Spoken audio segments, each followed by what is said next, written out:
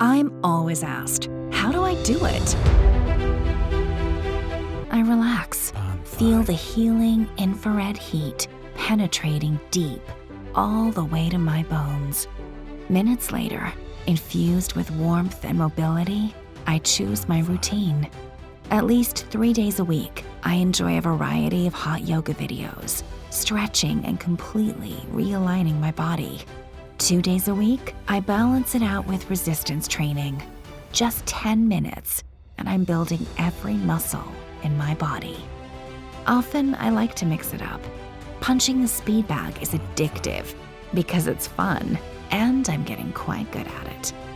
At the end of the day, I can just relax, recuperate, and let all my pain disappear. So how do I do it? I just let them think I spend hours every day in the gym.